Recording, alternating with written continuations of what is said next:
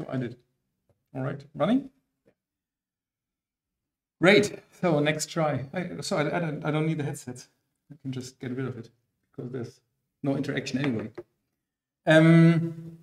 Yeah, today we want to integrate a user model into the application, which you will need for the next assignment. To do so, we first need to have an actual model, an actual table to store the user data.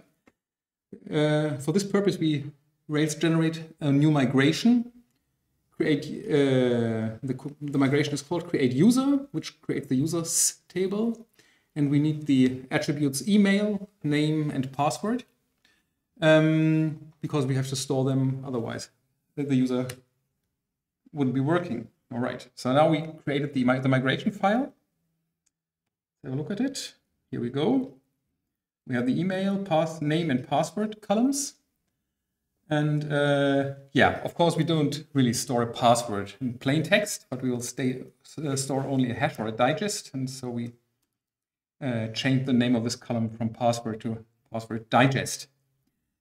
So yeah, this is the table, just email, name, and this password digest. Will come to things like adding a user, an avatar image or stuff like that later. Probably not today. So we do the migration and actually create the table. And this, all right. So this didn't work because I did that before. But in principle,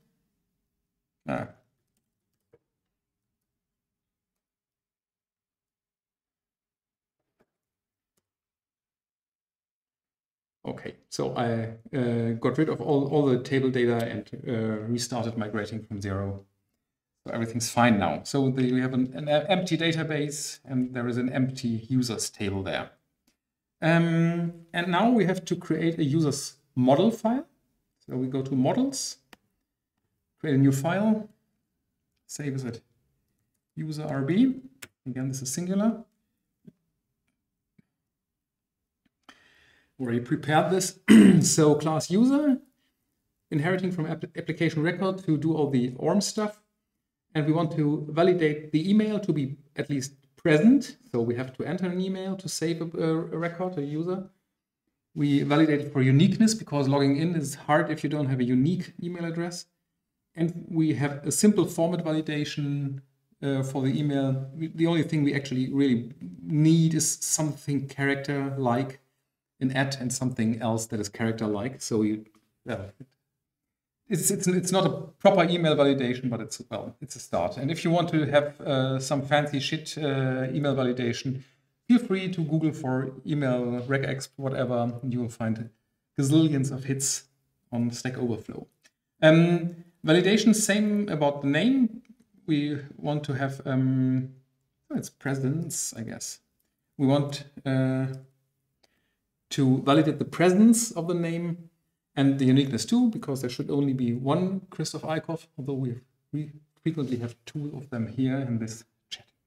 And as I said, we don't store a plain text password, but we store a password digest. This macro has secure password takes care of this. So this macro produces a password setter, so you can get you can set the password, and it will be manipulated through bcrypt and saved as a digest in the password digest column. So if you have other names, if you want to store it as in like password hash or whatever, you could also do that by giving options to this thing here.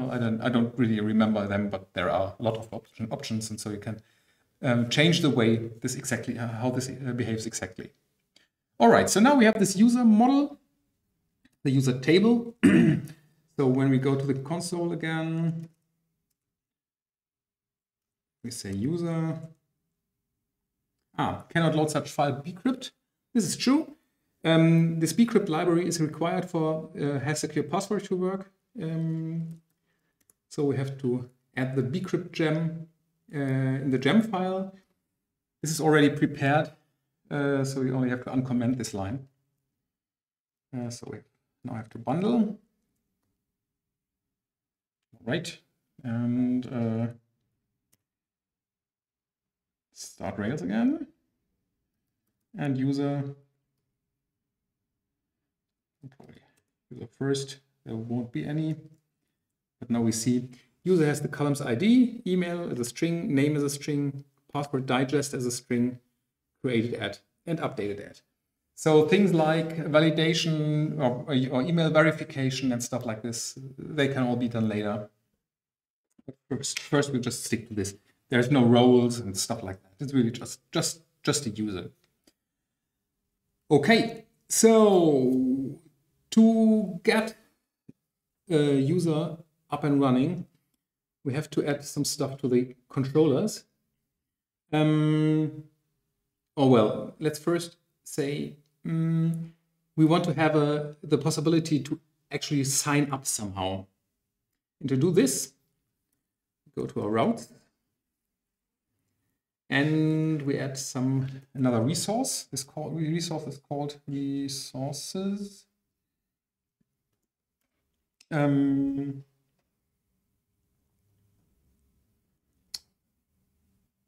Called subscription, or what do you call it normally?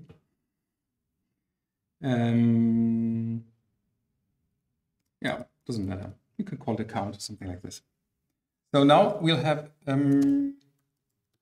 all resources, all these routes to create and edit an account. But in this case, we just, at least for now, we only want to new and create. Editing is something we can do later. All right. So if we now have a look at rake routes. Yeah. Rails routes.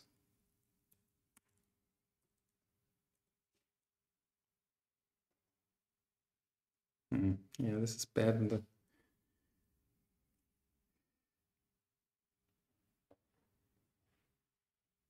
calculation stuff, category stuff. All right.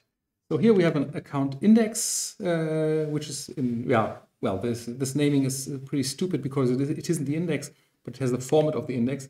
So /account, we can post on that, and this will call the account create. So the create action of the account controller, and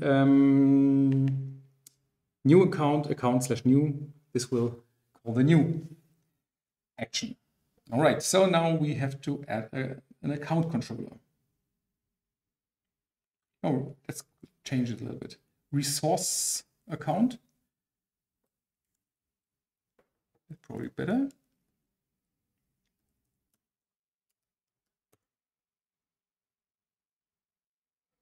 All right.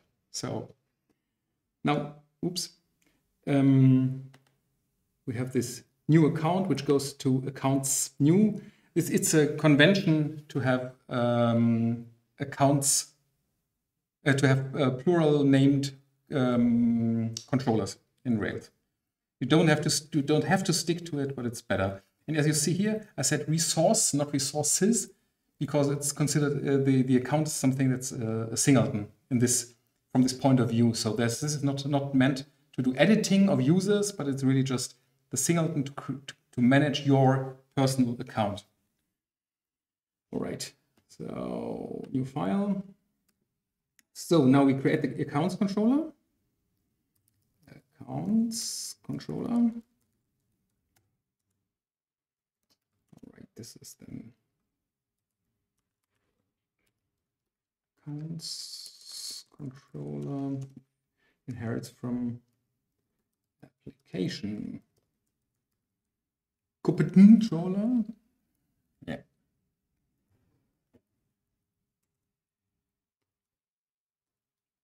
So first we need a new route. And this is, yeah, the only thing we have to do here is say user equals to user.new. Okay.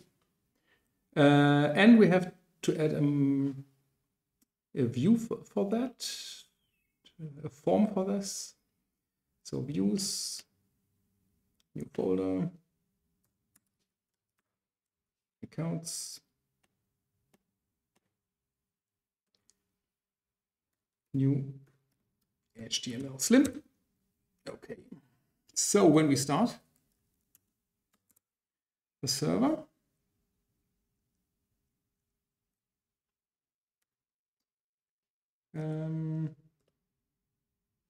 okay, so at least it's running. And we say accounts/new. And this did not work. Why not? Let's have another look.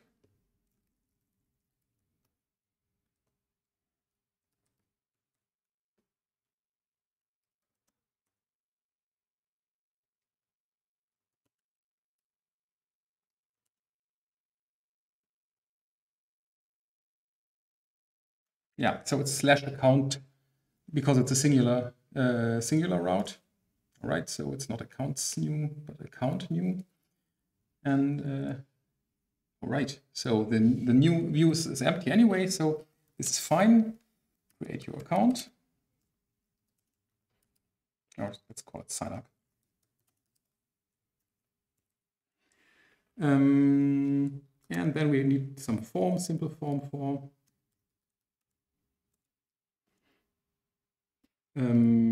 Yeah, simple form for user, but the URL is the account path, because we don't we didn't call the resource user but account. So this is why we have to specify that we want to go to the account path when we are posting the result of the form. All right, so do form, and then f.input. What do we have? Email, name, password, and submit. Okay. So we can try to create. Well, the action create could not be found. Yeah, this is not too surprising.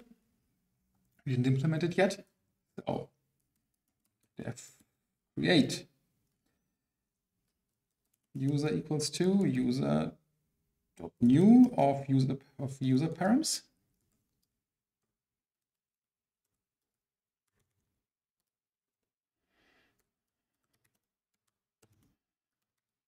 User params, and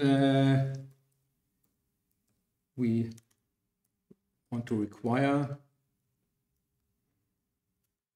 I think it's require, I'll never get that right, user, and permit the attributes name, email, and password. And if we can save this user, then it will be created, and we can add a flash, success flash.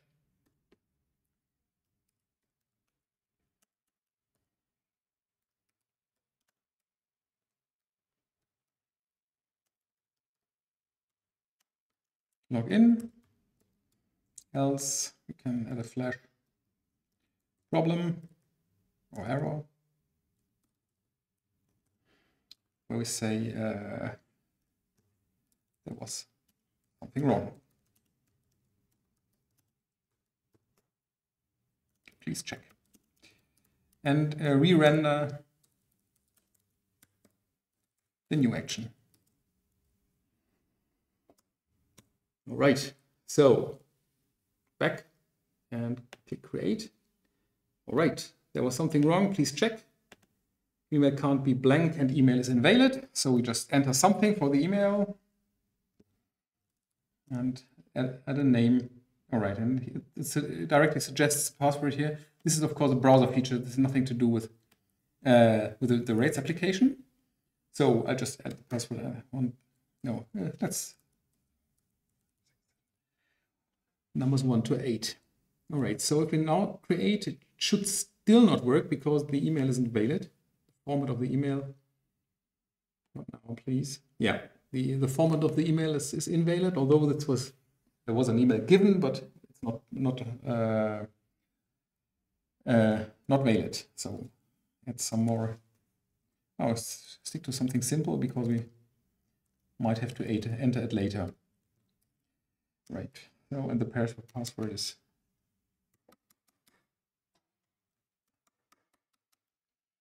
okay. We now say create user. Don't want to save a password. The email is invalid still. No, this really looks like it didn't work.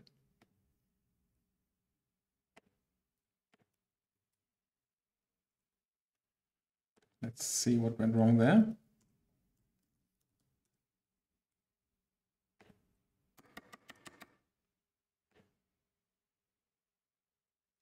So this was saved, but there was something wrong with the... Yes, of course. I didn't handle the result properly. I forgot to redirect somewhere or to render something proper. So after successfully saving a user, we have to redirect to, well, for now, just say root path. So we can try it again. AABB, Christoph, create user, yeah, account created, login. So there should be 2 accounts now. Let's have a look at the command line, user account. This is 2, this is fine. User first. And then we see we have this email, AAA, the name Peter, password digest filtered. So by default, certain critical data isn't shown in the command line. And it's also filtered on the in the logs, but we can access it explicitly. So if we say user first, password digest, we'll get the digest of the entered password. And of course, we take the other user, which is Christoph, and the password digest is something completely different, as expected. All right, so we are now able to actually create a user. And we could consider that, we could think that probably the names of these paths aren't nice. So we could explicitly route them to something like sign up or whatever, but we don't have to do that now. Next thing, so we want to log in somehow. So you say we have a resource session. So this is a totally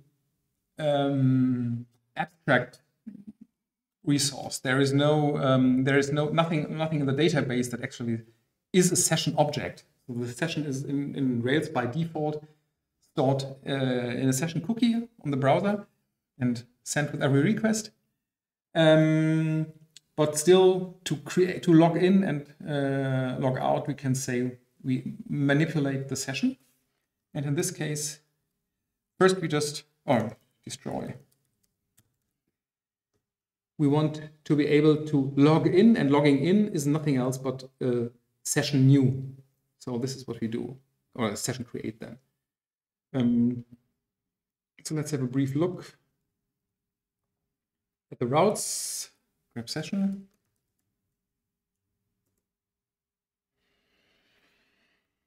Right, so there's new session, linking to session new.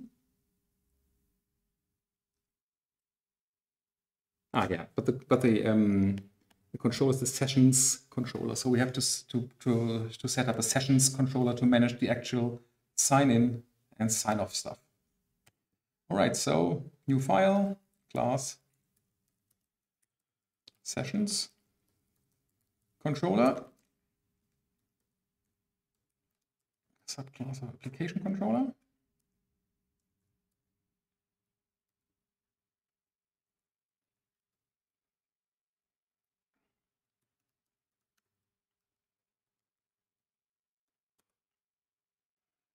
All right, and def new, and we don't do anything else. We just say this new doesn't really prepare anything, and then we need another view for that. Oh no, not new file. First new folder, sessions, and add a new session. New HTML, old HTML slim.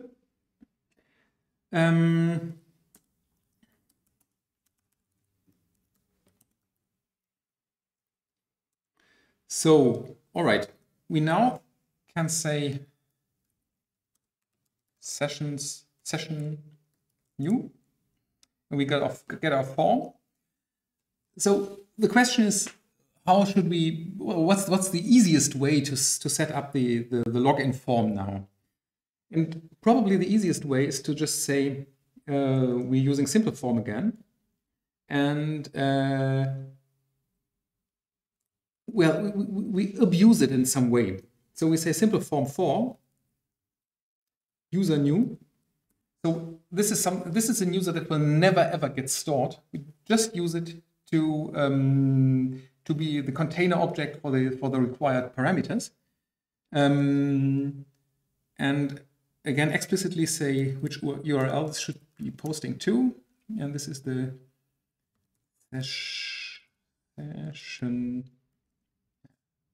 sessions.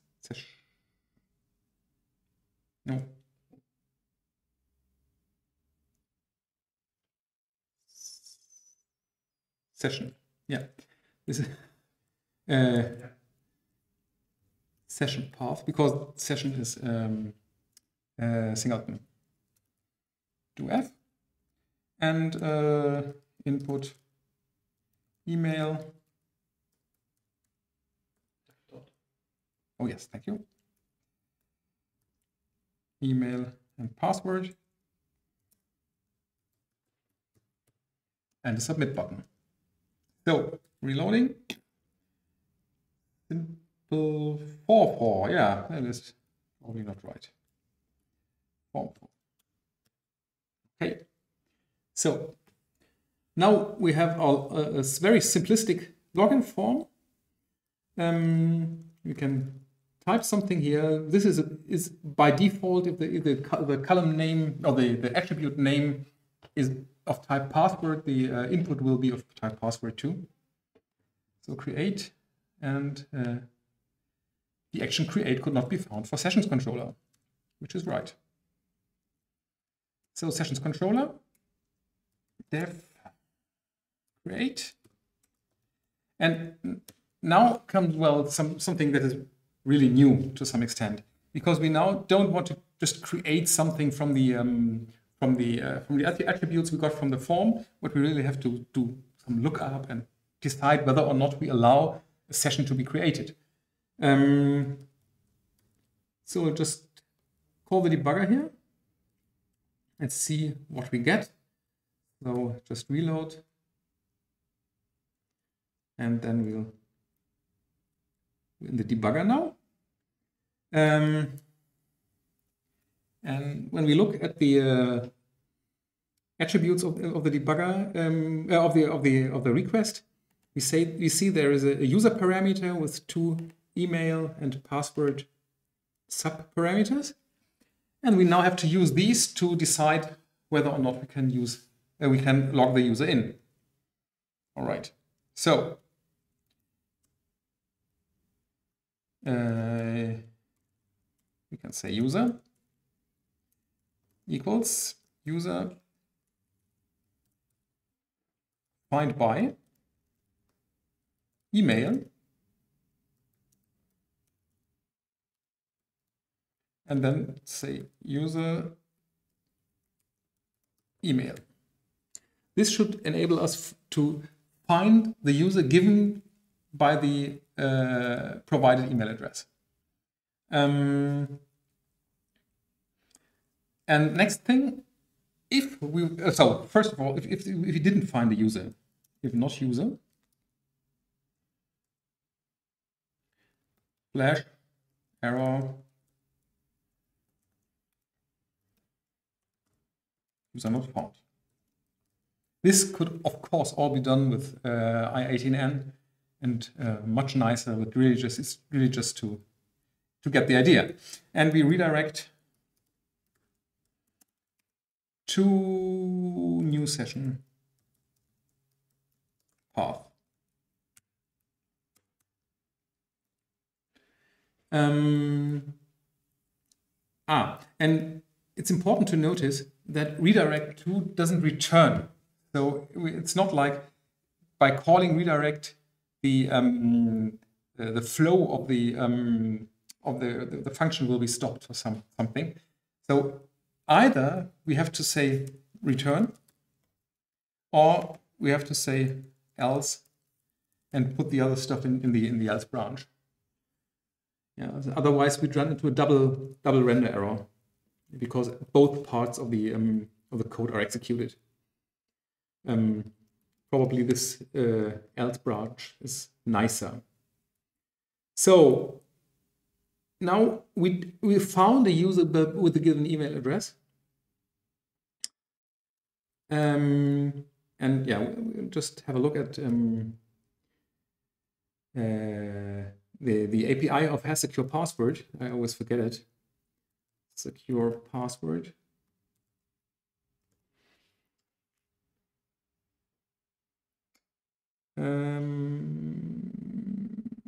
Authenticate.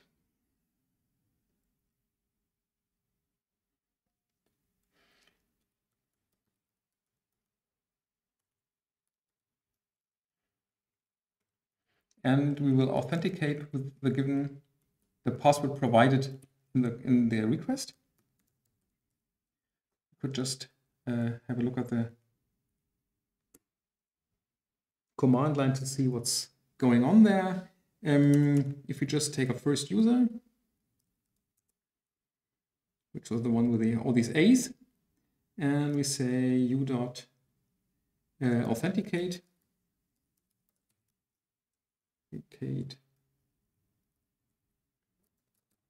Some random string, it's false. I guess I used the standard password. No, I didn't. This is great, I forgot it. Oh yeah, lovely, it was 6 A's. So this authenticate method takes care of comparing the provided password with the stored password, or with the password that's stored in the digest column, not stored, which digest is stored in the digest column.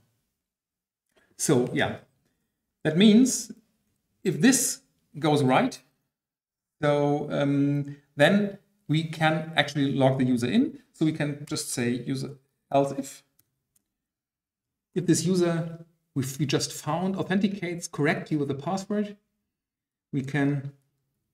So the session is something that's provided by Rails. So in the session, you can. The session is actually stored in a cookie, and there's a lot of magic taking place. But from the development point of view, it really just behaves as if it was a hash. So you can just store something into the session, and it will be in the browser session cookie. So we can just remember the user ID for example, equals user.id. So now we stored the user ID in the session, and we can add another flash success.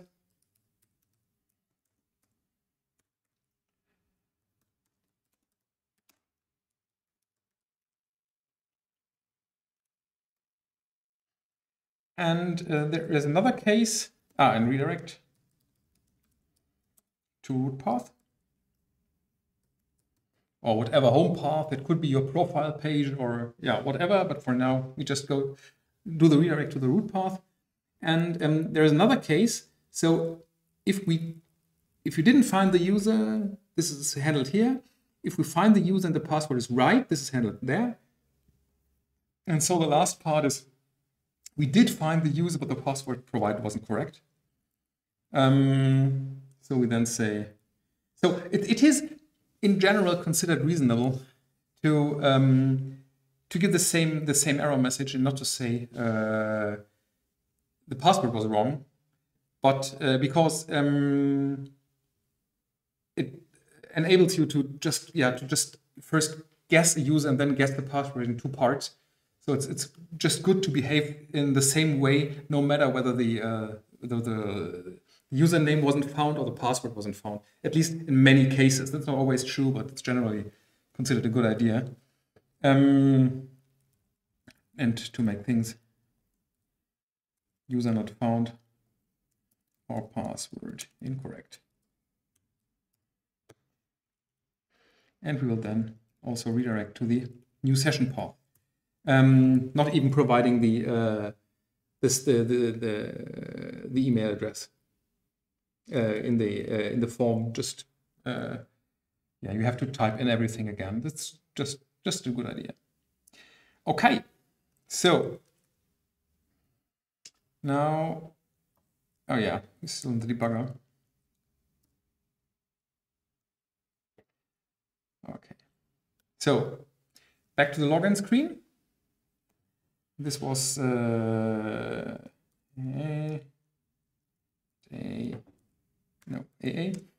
And we'll first give a wrong password. We don't want to save it. User not found or password incorrect. And we now say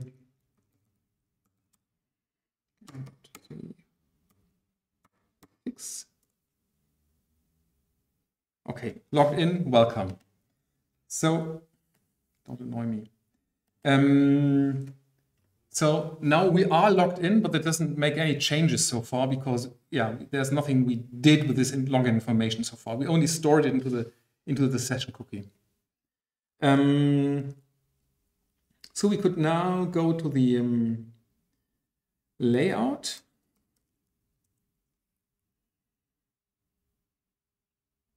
And well, this is just stupid, but it's still just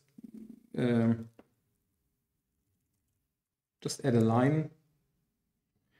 And if so, well, we now may or may not have a logged in user. So it's just reasonable to have some helper methods that manage that. You don't want to ask whether the session user ID is set and valid. But you want to actually say if, for example, logged in and access the current user.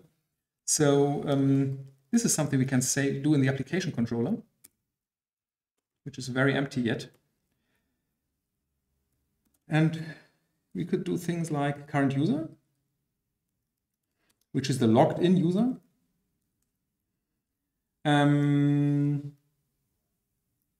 If session user ID. So if there was a user ID stored in the session, we'll return user find. Otherwise, we just return nil. And when we declare helper method, then this function is available in all the views too. So you can write current user in the view. Okay, sorry. Okay, so now we are in the application layout and we say if current user, then we just type something. P hello current user name. Okay, so reload. Hello, Peter. Lovely, it worked. But if we look at the log of the access, you see that there are that the users accessed at least twice, here and there. Although the second access is cached, but still the user is accessed twice, because yeah, of course, this current user is called twice, and it always finds the user. So what we can do, we can just store it in some instance variable. Let's say current user.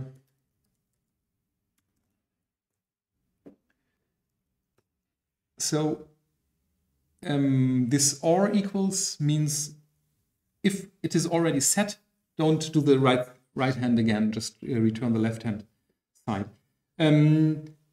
Using @_ is a possible convention. You don't have to stick to that. You could just call it current user without the underscore.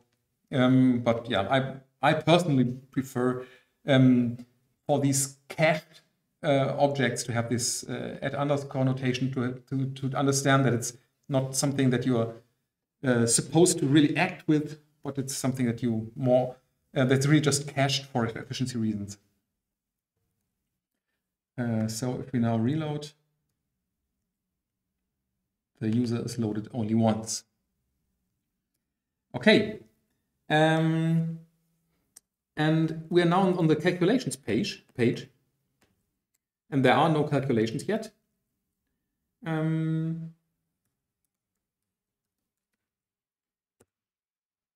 But of course, only logged in users are allowed to create calculations. So if current user, I'm allowed to create this calculation. If there's no current user, I'm not allowed to create a new calculation.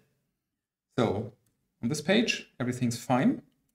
And if we go to whatever,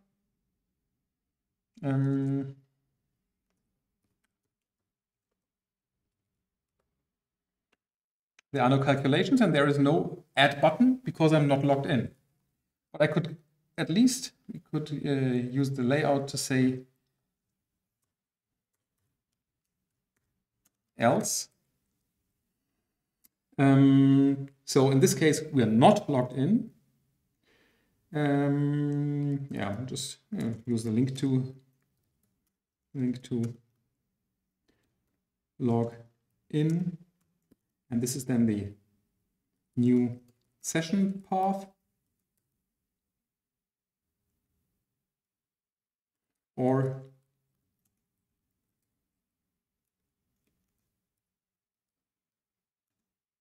sign up, which is then the new account path. And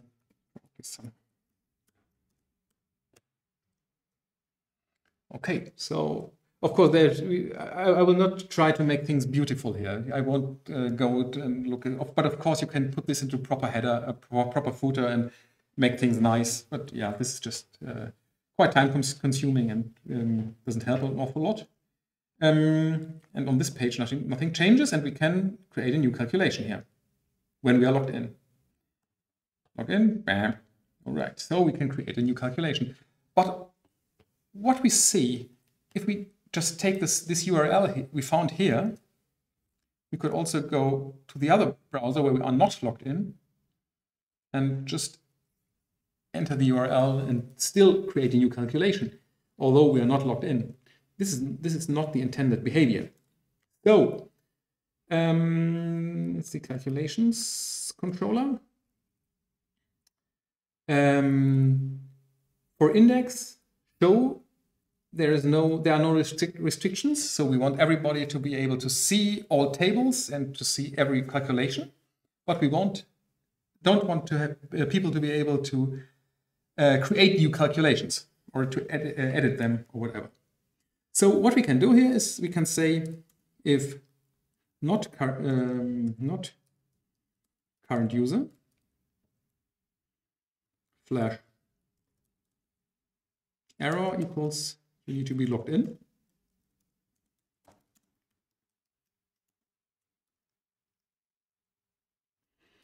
And redirect to, I don't know, root path.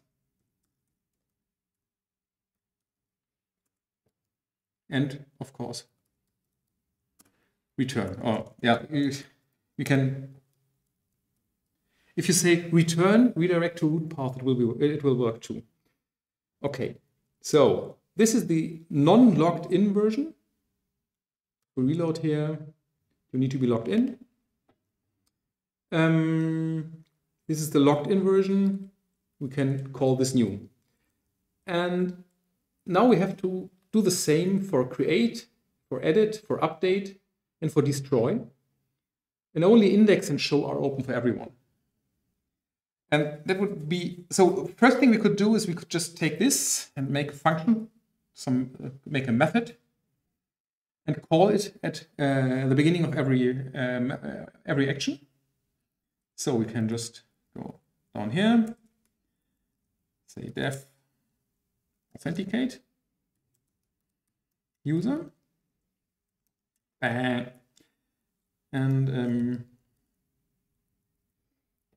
return false,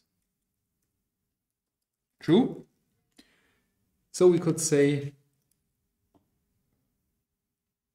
new and return unless authenticate user.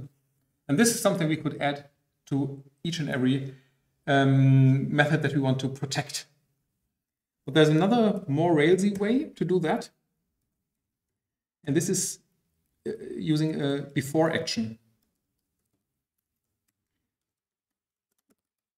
Before action gets, you can either use it in a block notation or give it the name of a method. And this makes sure that the provided method is called before every action in the controller is called. So this means that all actions are protected in a way that you have to be logged in to see them. But this is not what we need, because we don't want to, we want to show and index to be accessible to everybody. So we say except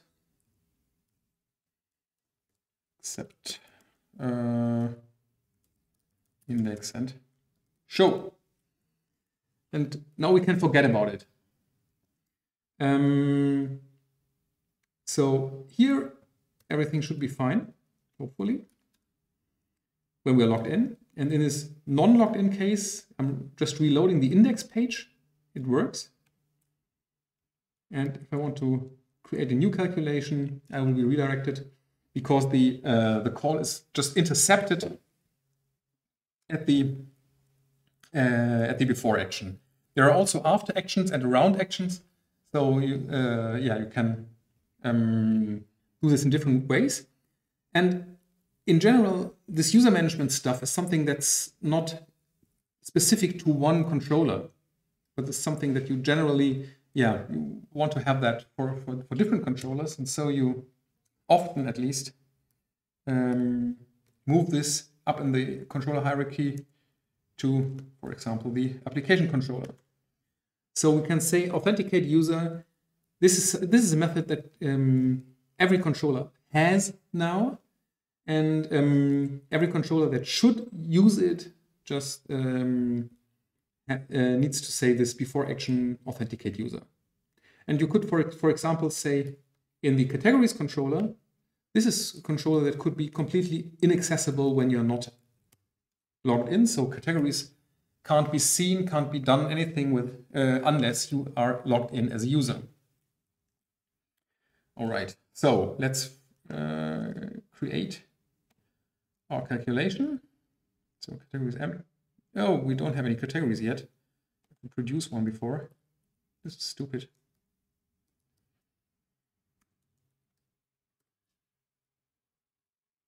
What's wrong here?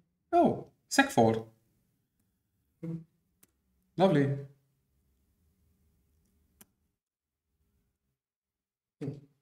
Happens very rarely. And add a category. Funny stuff. Oh,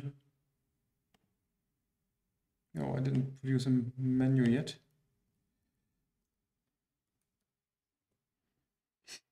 And now we add a new calculation. Funny stuff.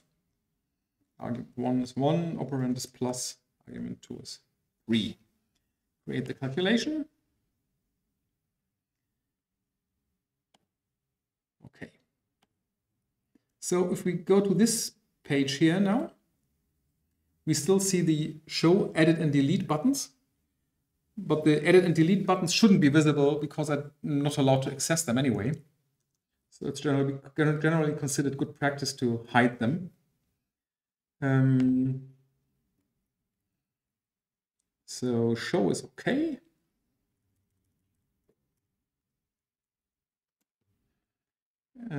If current user, and only if there is a current user, the buttons are shown. So in this case, we're not logged in, they are hidden. And in the other case, now we are logged in, they are still visible. Okay, so you see, adding these or producing a proper interface is something, yeah, you have to have a look at. You have to decide what to show or not to show to the user. But it's way more important to properly protect the actual actions, because just hiding a button doesn't prevent people from clicking on it. It's really important to just to check whether someone is allowed to do things in the session or in the controller or not. So it's really important to use these before action things. And I just decided to add some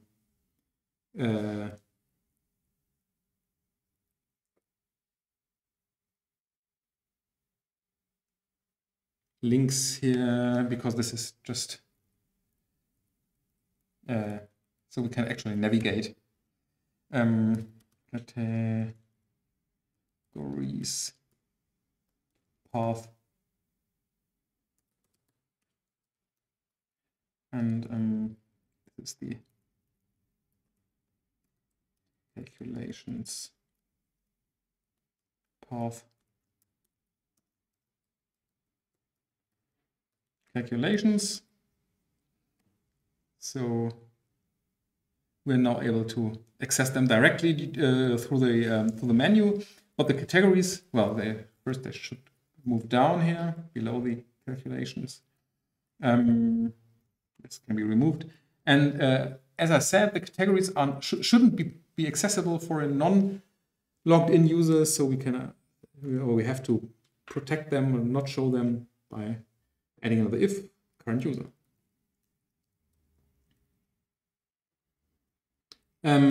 Of course, if you feel like if current user looks ugly or something like that, you can add another helper method.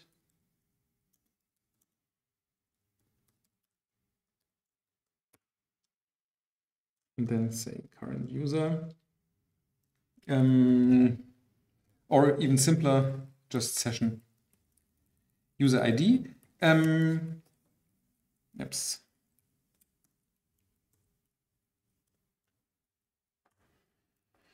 And not around, so it will be converted into a proper Boolean.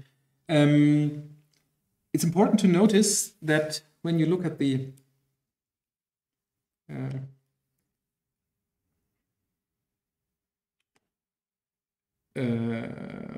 I should rather use the Chrome because I'm more familiar with that inspector.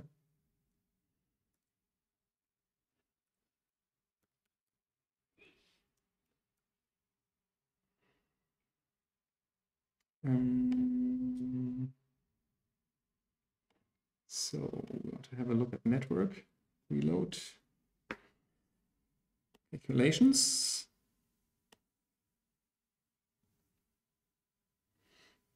And we're in the headers and the response headers. And then we'll see there is this set cookie, calculate session equals to stuff.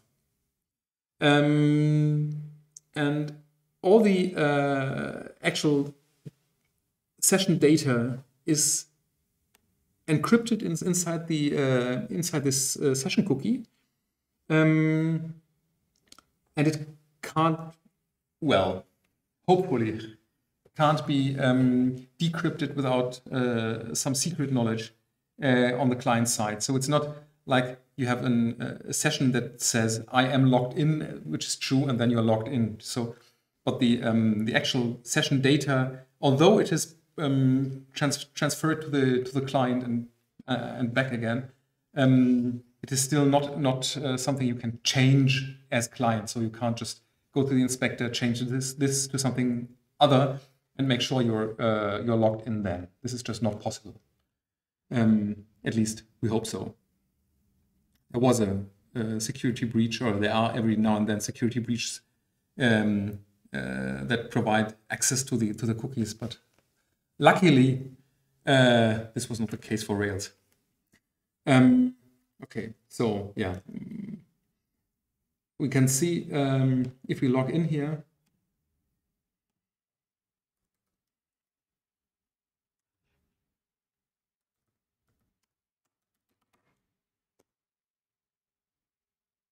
Yeah, shut up.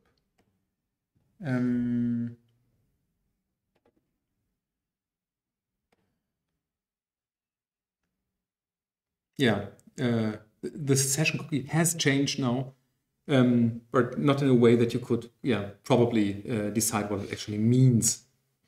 It's important to notice that if you want to access things like that from the command line or with any other tools, and you want to be in the same context, actually you have the same cookie data, you could always right-click here and say copy as curl. And then you could simulate the same call by calling this call command, and you see the session is then added there too. And then you'll get the same result in principle, at least. So, so you can even access these complex pages with a lot of state using the tools like curl, which is helpful every now and then, at least for debugging purposes mainly. Okay, so now we are logged in. We need to be able to log out, of course. This is something, we have to go to the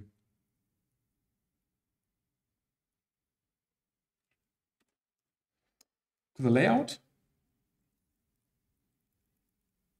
This is a function we have to add here, I think.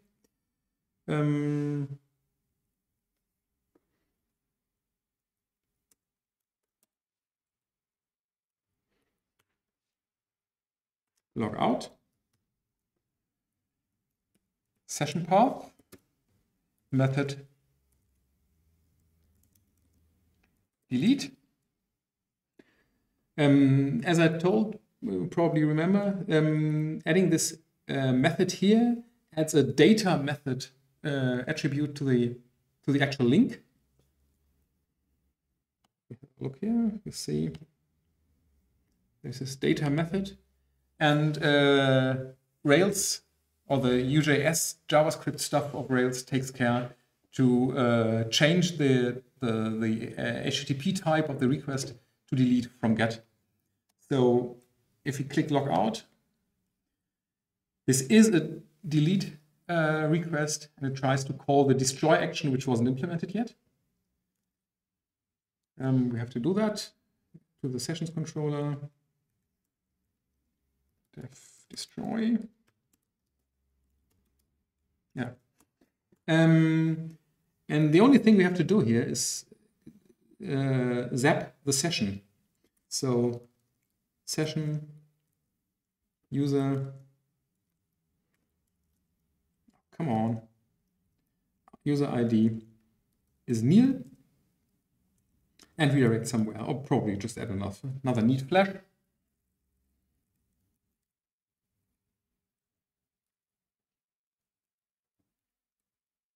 Logged out, see ya, and redirect to root path. Okay, so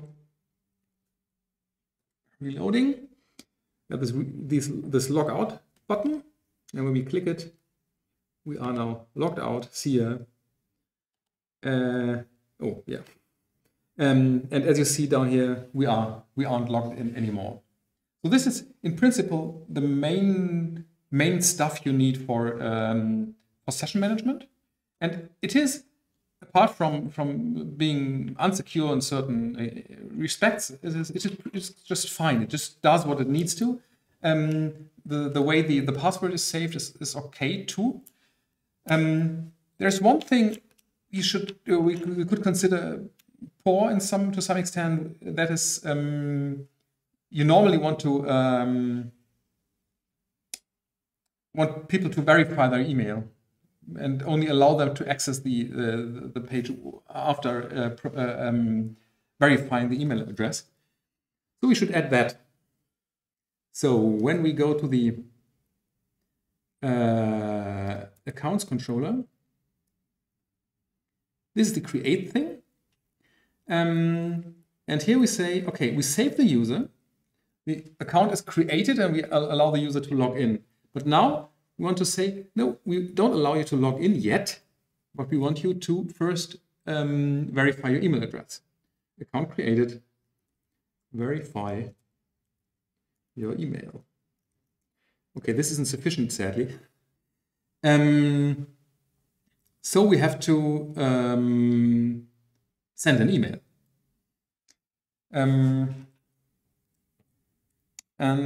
For this purpose, we go to the command line and say Rails generate mailer count mailer. So in Rails provides some quite nice way of sending emails. Okay, and in the app mailers directory, there is this account mailer RB. So this is inheriting from application mailer, and we define we have to define them. A mailer behaves very much the same as pretty similar to a controller. So we have to define the methods the messages that a mailer is supposed to send. So this is a verification email, and it takes certain parameters, namely the user. Okay, oops. And we say user equals user. And yeah, first we'll just stick to that. And there is, for the account mailer, there is a directory too. In the views, account mailer. This is verification email, so we have to verification email HTML. Oh, we'll stick to Slim. We could use ERP here too. It's very simplistic email. Just say hello user.name. Please verify your email. So this doesn't do anything reasonable, but it's, we just try to set up the mailer stuff first. So we now have this account mailer, which has a verification email function and a verification email template. And so now we should be able to send an email. We'll try this in the command line first. So start the console, get a user. Lovely Christoph. No, and this is there are still some things missing. Well, we'll see. It won't work now, but we'll see what's missing. So we have the account mailer.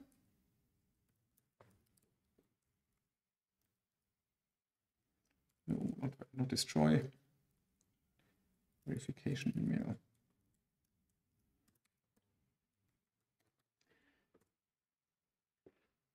So it processed an outbound mail in 10 milliseconds.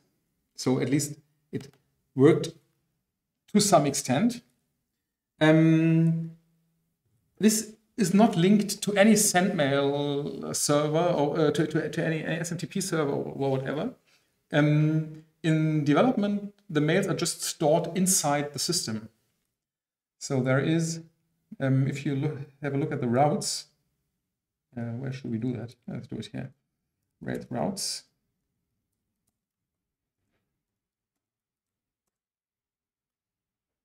Probably just mail. No.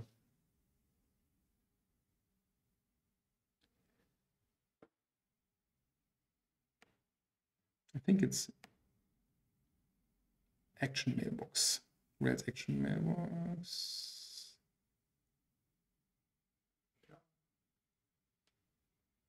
Yeah, the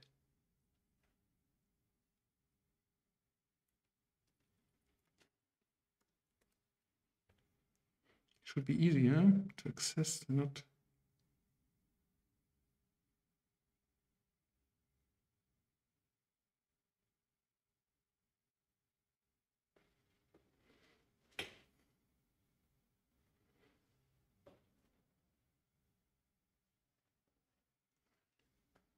So I'm not sure about this. Is something I don't normally use.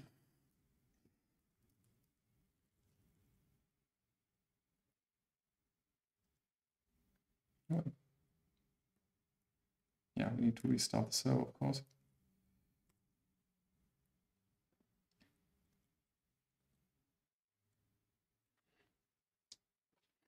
All right, so I have to look it up. Do you have the conductor action mailbox inbound mail? Well, this is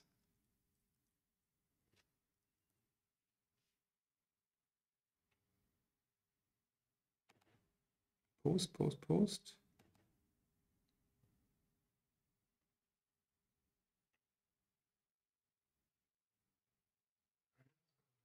Action mailbox inbound mails.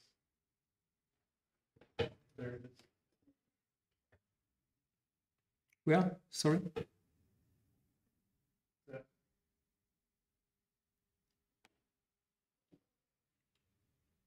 Yeah. No. So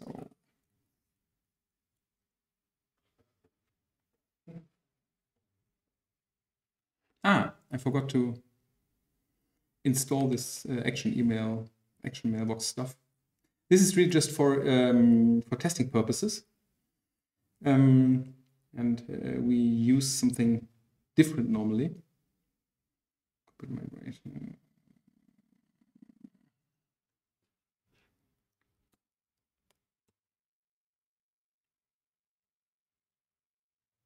Okay, we'll just try the same thing again. Send this email, and it should now be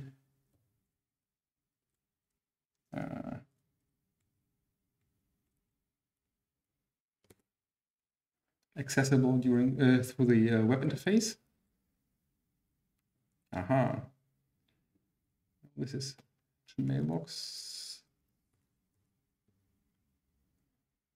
It's not that simple.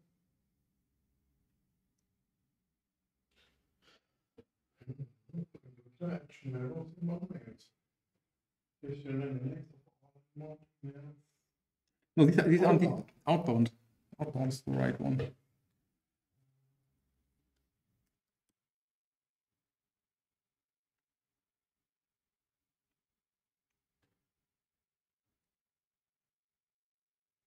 Want to see we actually want to see the mails that we sent theoretically, or there's we just stick to something different.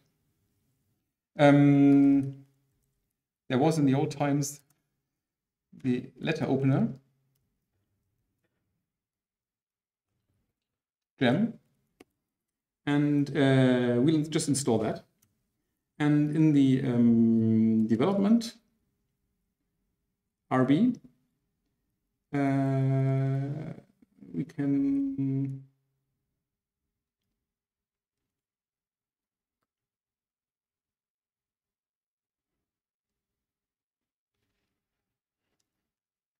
just have a look.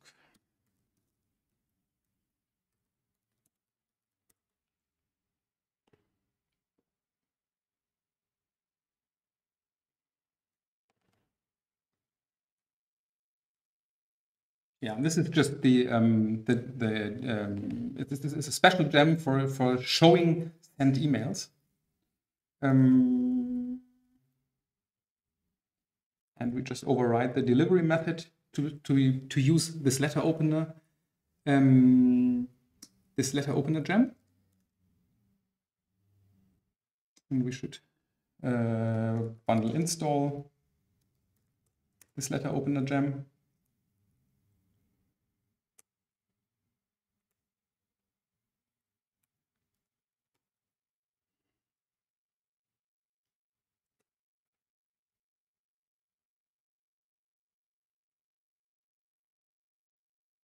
And this should have saved it and should have opened it already.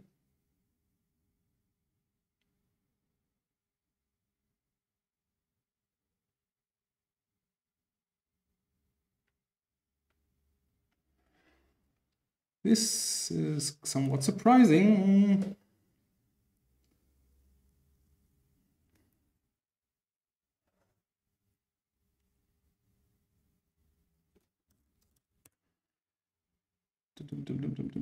This can be removed because we don't use that anymore. We change the development by adding letter opener as the delivery method. This is fine. This doesn't not of any importance.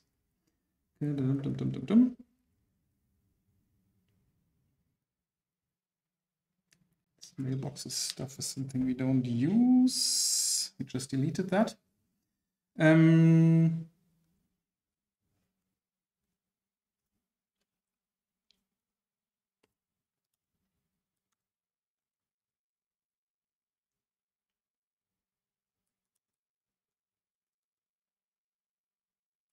This is strange. Well, I should look that up properly. I don't get what's going on there. I used that like 1,000 times.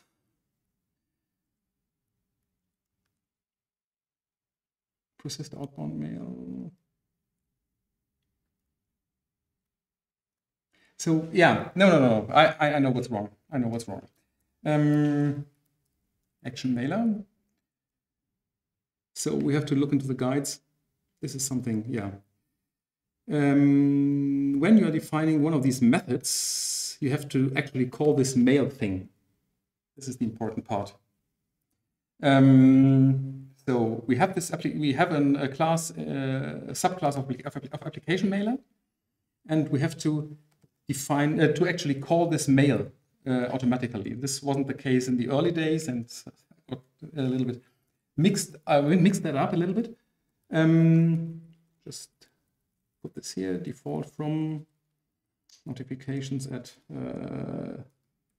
calculate, home@calculate.com, and we say mail to user.email, which is very much what we want to do. Subject, welcome to calculate. By the way, if you have certain broken blobs of code that you want to just keep for a quick reference, Ruby offers this end thing, which means that parsing will stop at this end. So anything that comes after this end will just be ignored by the Rails interpreter. So you can just use this to keep things for reference in your files. During development, you should probably remove that stuff before committing. But for quick and dirty, it's quite convenient. Okay. So again, bam. Hello, Christoph. Please verify your email. So finally, it worked. Mail was sent from home at calculate.com as we defined it. And it was sent to aaa@aaa.bb, which is the email address we gave for Christoph. But to do this verification, we have to add a verified column to the user model. So Rails generate migration, add verified to user.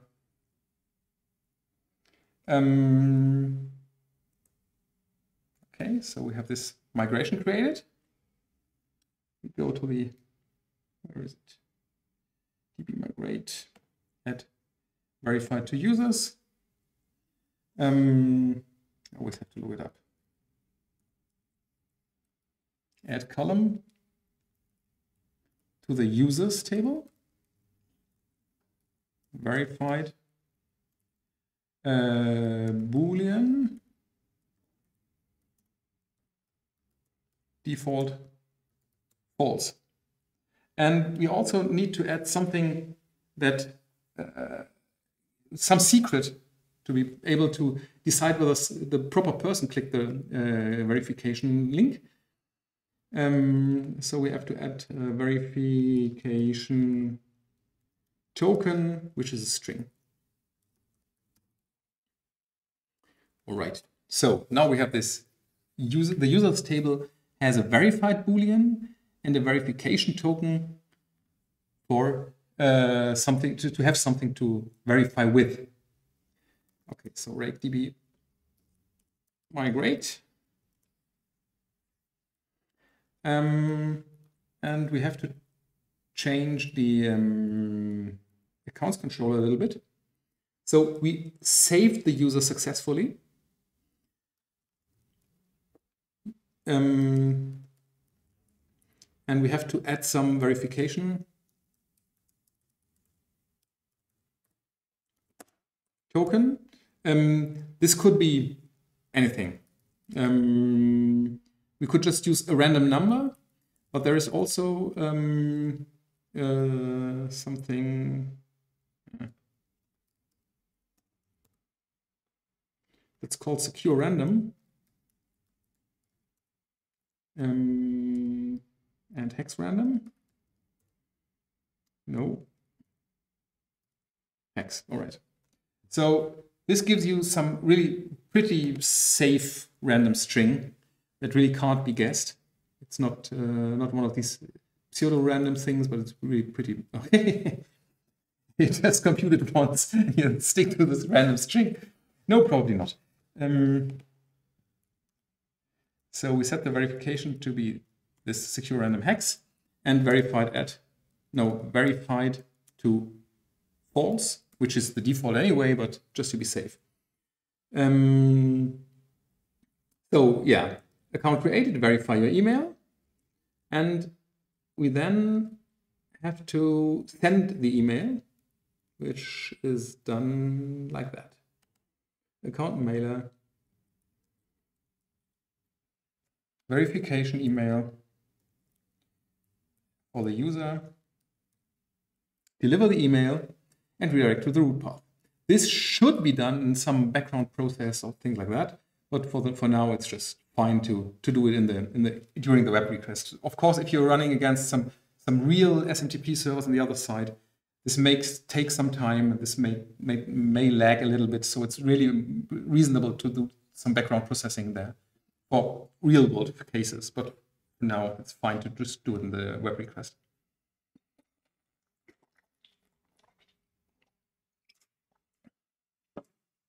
Sorry. Okay. So if we just go back here. So we sign up again.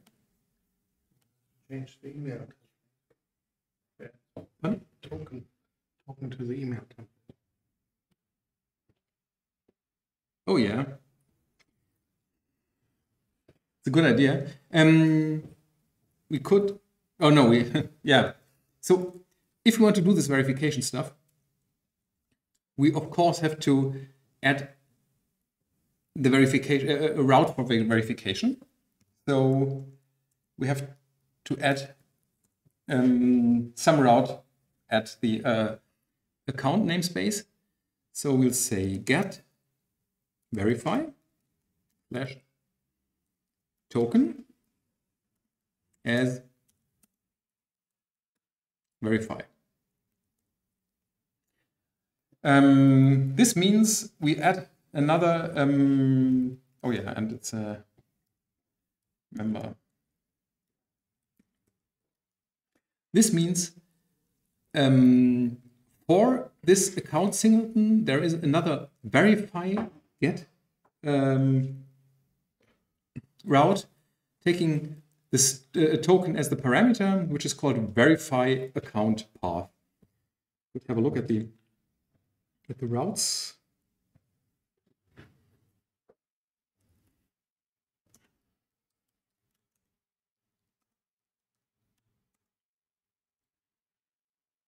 Oops, obviously wasn't correct. Ah, yes. Was an M missing? There's still something wrong.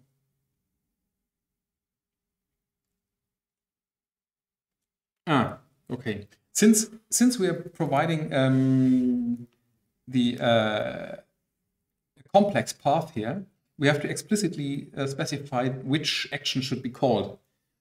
So we have to say this goes to, or either we say it goes to accounts verify, or we can just say specify the action verify.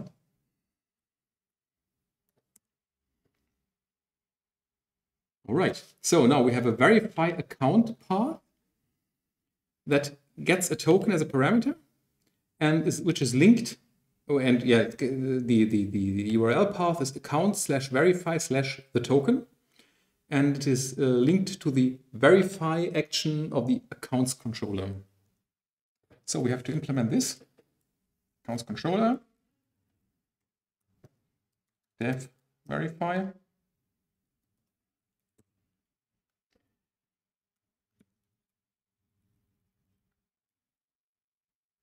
Oh, it's not cool. Let's change it a little bit. Let's explicitly give the user ID too. It's better. So otherwise, you'd have to make sure that the token is unique, which it generally will be. But yeah, just to be sure, adding the user ID explicitly might make things a little bit safer. So we have two parameters, the user ID and the token. User find verify user find. We find the user by params user ID, and if user dot verification token equals to params token, then the verification was successful.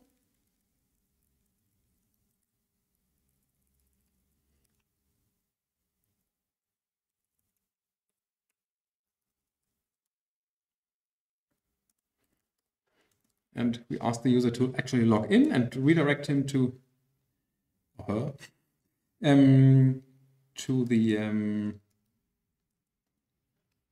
new session path.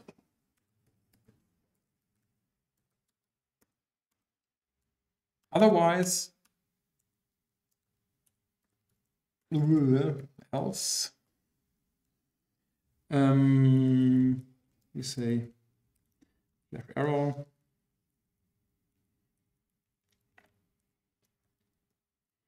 Sorry, that went wrong, whatever that means. And redirect to the root path.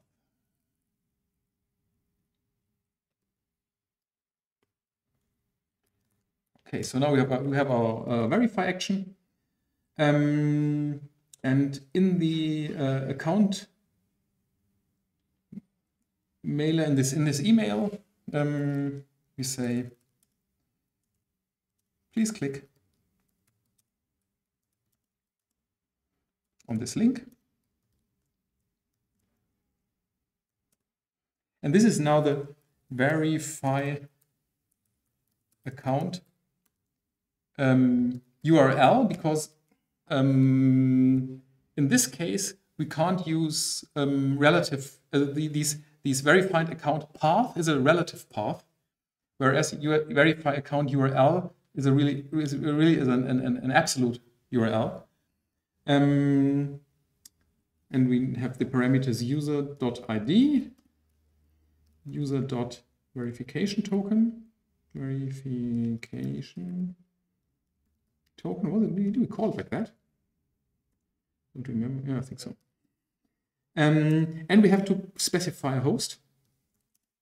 So we have to explicitly say which is the URL this is running at.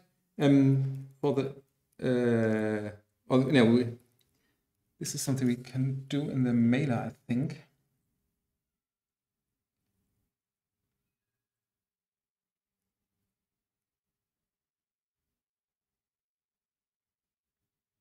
No, we have to explicitly specify it in the path. I think it's host. We'll see. If it goes wrong, we might learn something nonetheless. So verify account URL, user ID, user verification token, and this needs to be a string. Of course, you can't put this into the code there. You have to provide it in some different way, but for now, just to get things up and running, it's sufficiently good. Okay, so we now try signing up again. This may go wrong very much. Yeah. Oh yes, thank you.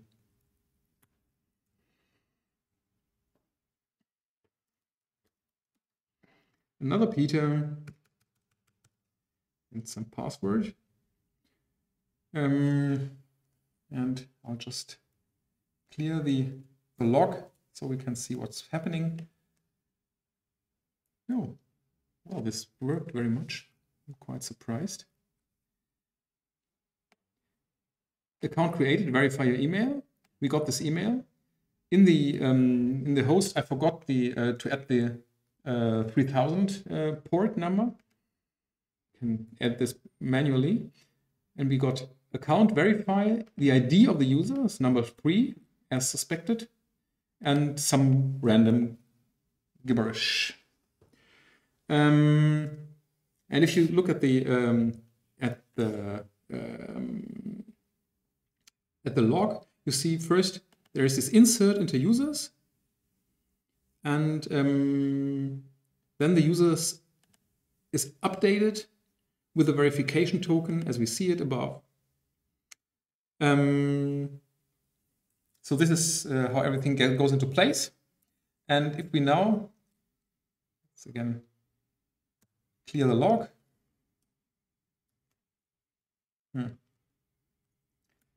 Copy the URL. Add the missing 3000. Account verified login. If you look here, this did not actually work. What did I do wrong? Because nothing was changed. Oh yes, we just check whether the verification is correct. We don't save the fact that the user was verified.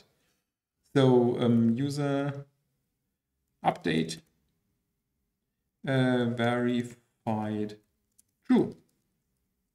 This is the Boolean we just added. So clear the log again.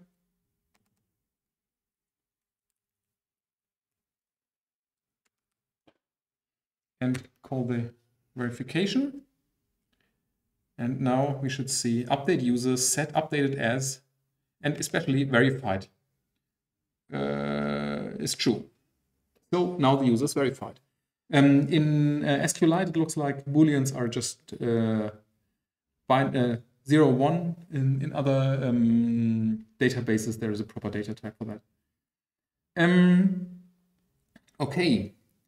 And now we can log in. But what about the old guys? About the ones that we saved, that we created before adding this verification stuff. They are still able to log in because we don't check it at login time. So we have to go to the sessions controller. Okay, and now we could. There are a couple of different ways to find whether it works. First is we could say we want to find a user given by the given email and the fact that it is verified. This would mean that if you are trying to log in without verifying, you just get the same information as if you'd be using a user that's just not there. In this case, I feel this is not the best way to do it. So I think we should really add a special case for that. So else if user.verified, so if the user is not verified, then we might give a special flash user not verified. And we could, for example, just for shits and giggles, resend the verification email whenever someone tries to log in that is not yet verified. This is probably not the best way to go, but we could do that. So this is not an add user, it's just a user. We didn't save in the instance variable. Right. So now if we try to log this old user in,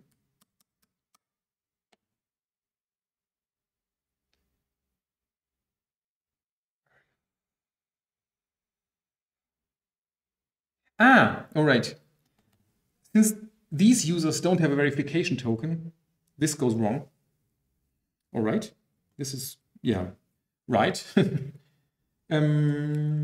So if we take this first user I'm just having a look at, we could just update verification token.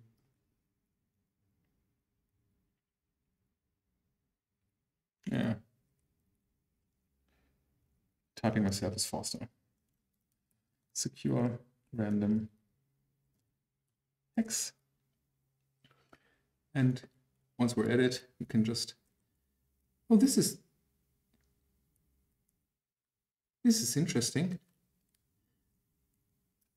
I wonder whether we can have to specify the port exactly. I'm not sure. So again,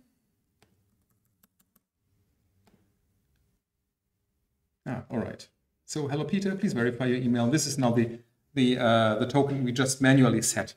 Of course, when you have an actual system that's really running in production, you have to take care of stuff like that yourself. And user not verified, so we did not log in, although we provided the correct credentials. And again, we click that link, account verified, log in. So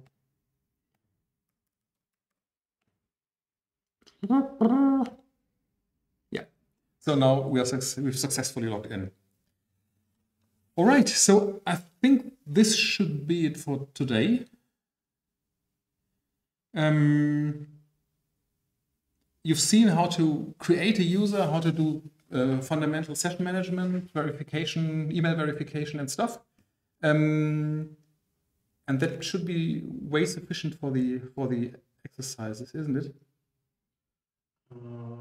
Have we asked for something? What about linking posts and comments to the user? Oh yeah, well, this is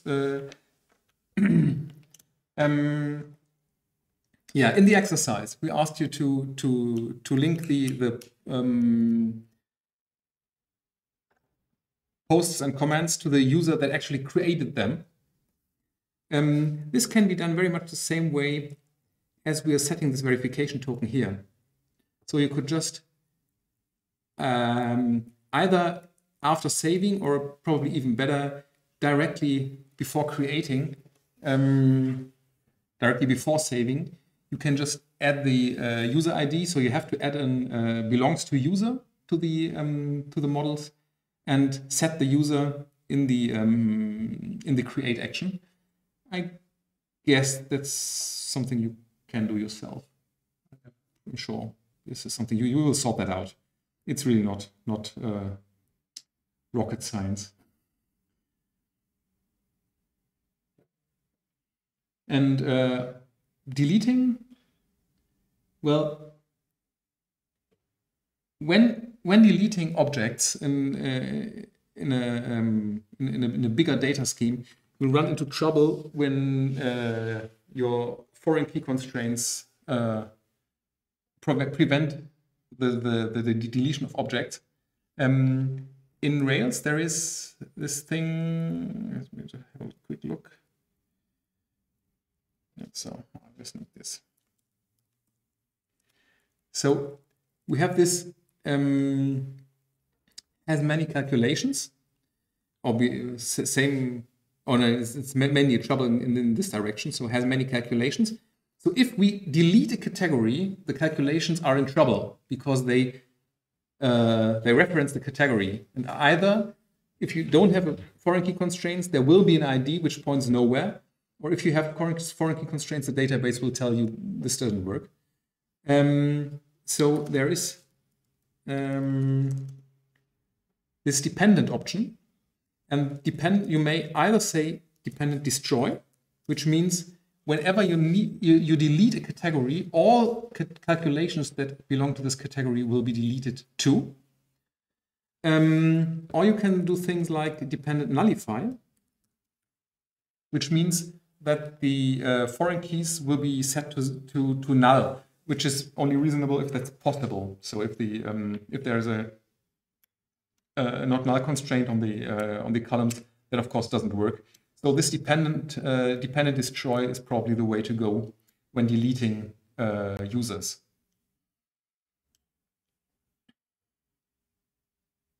Yep, that's it. Okay, so that's it. So see you in 2 weeks. Thank you very much. I hope that although the video quality was pretty poor, it might be enlightening in some way, nonetheless. So yeah, any questions or? I don't have. Sorry, I was just asking.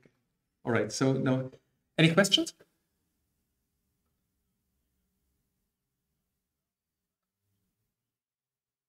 Oh yeah, so I'll it's probably best to ask in Discord because I guess that are 7 other people that have the same problem normally. So yeah, just ask in Discord. All right. So then bye-bye everybody. And we'll see in 2 weeks. Yeah. And as always, if you have any questions, any problems, don't hesitate to ask in Discord. We are there for you. Okay. Bye-bye.